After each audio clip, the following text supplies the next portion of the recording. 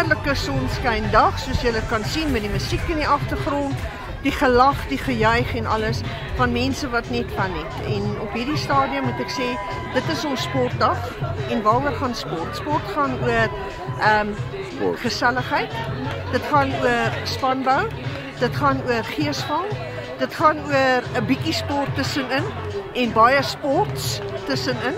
En die personeel is almal regtig ongelooflik positief. Ons het almal hier so, ons gaan lekker braai na die tyd en almal is net vol vreugde en vol lewe.